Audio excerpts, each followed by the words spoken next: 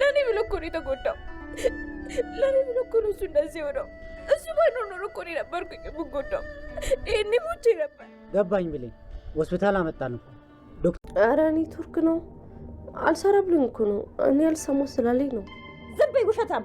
አውቀሽ ነው ያደረግሽው። ምንድነው ገነት? ምን አድርጋ ነው? ልጅ እርዳታ ፈልጋ እናቷ ጋር ደወለች። ይቺ ልጅሽ ግን አውቃ ስልኩን እያየች ጆሮዋ ላይ ዘጋችባት። ቆይ ግን አንቺ ምን ባረግሽ ነው የሚሻልሽ? ምን አይነት አሳፋሪ ልጅ ነሽ? በቃ አሁን መጨቃጨቁ አይጠቅመንም። ቶሎ ብለን ጋር እንሂድ። ለፍቅር ሲል ተወጋ፣ ለፍቅር ሲል ህይወቱን አሳልፎ ሰጠ፣ ለብሌን ሲል ሞትን ተጋፈጠ። እሱም በልቡ ሲያስበው ነበረ በኃይሉ የሞት ጽዋ ደግሶላት የሞት ወጥመድ አጥምዶላት እንደሚጠብቃት ለብሌን። እጅግ ያሳዝናል። ሳሚ ለብሌን ሲል ሞተ፣ ለብሌን ሲል የሞትን ጽዋ ተጎነጨ።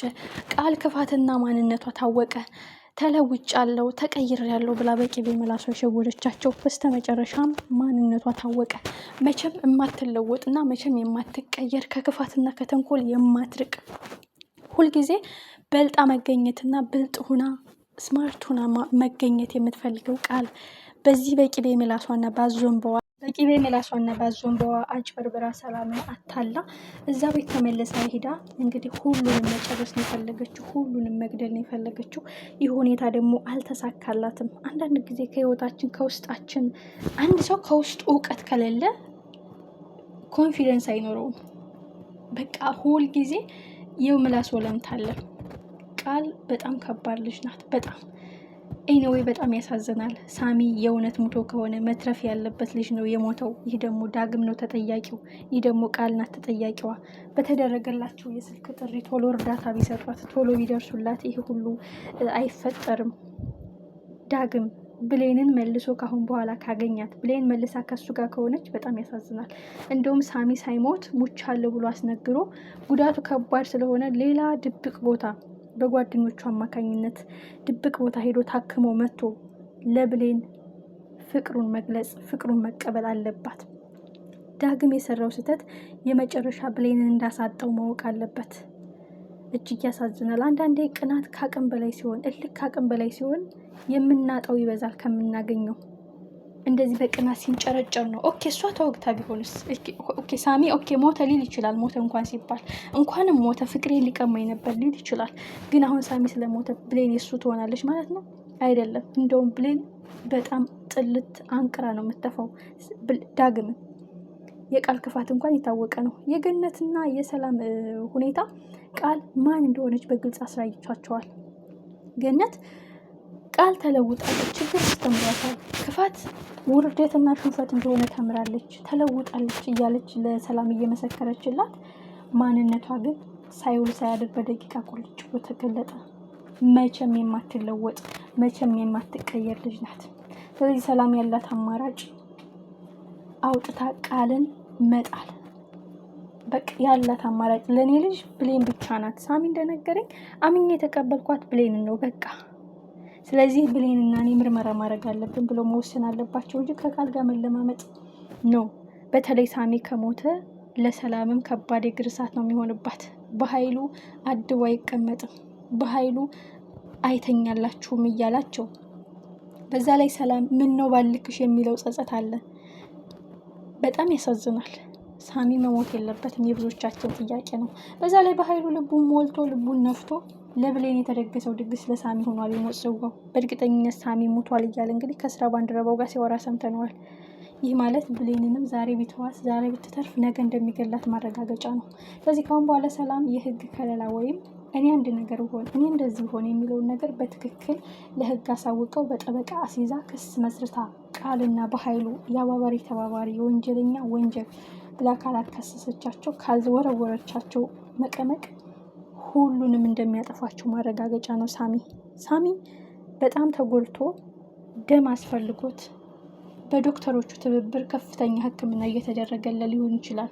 ግን በከባድ ሁኔታ ውስጥ ሆኖ በኃይሉ እንደተረፍኩ ካወቀ እንደሚጨርሰው ስለሚያውቅ ወይም ሰላም አይኗን እንድትገልጽ የህግ ከለላ የህግ ጥበቃ እንዲደረግላቸው ትምህርት ማሳያም ሊሆን ይችላል። እንደተጎዳ ሁሉም ያውቃል።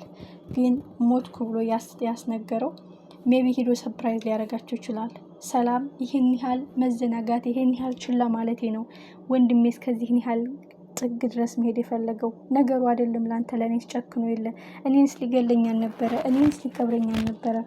ታዲያ ምኑን ሰው ነኝ ብላ ከብሌን ይልቅ ሰላም ናት ካሁን በኋላ ከባድ ጸጸት የሚገባት። በጣም ያሳዝናል። ቃል ግን ካሁን በኋላ የምትለብሰው የምትጠጣው የምትጠጋበት ሄለን እንዳረገቻት መሆን አለባት።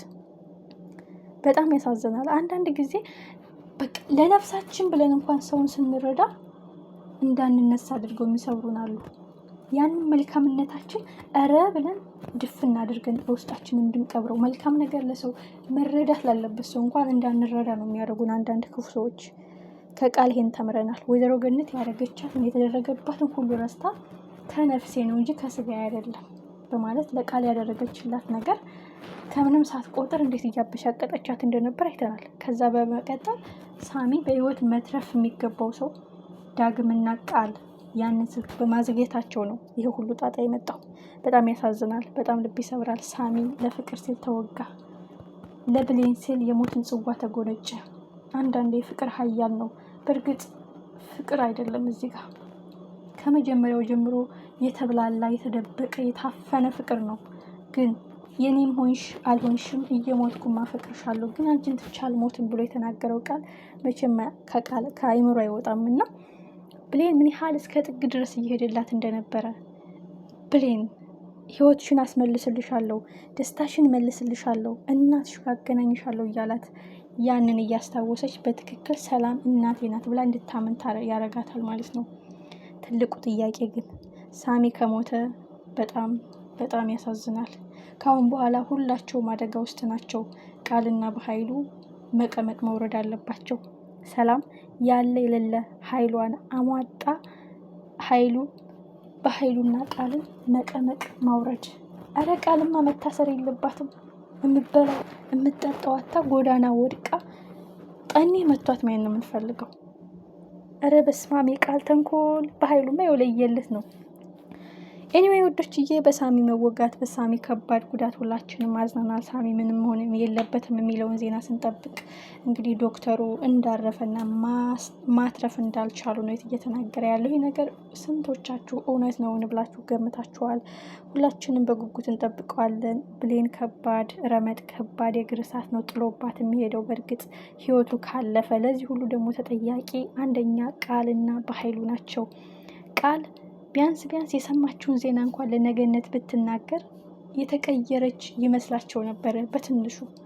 እሷ ግን አጋጣሚውን ተጠቅማ ያዋረደኝ ሰውዬ መቃብር ሲወርድ ነው ማየት የምፈልገው በማለት ሰምታ እንዳልሰማች ዝም ማለቷ ሰላም ከልቧ ፍቃ ከቤቷ ነቅላ እንድታወጣት ነው የምታረጋት ማለት ነው። ለዚህም በዛው ተጋልጣለች። ሳሚ መሞት የለበትም። ዳግም በጸጸት ሲጎዳና መርዳት ያለበትን ሰው መርዳት እየቻለ ዝም ማለቱ ብሌንን ከእጁ እንዳጣት መሰማት አለበት ህመሙ።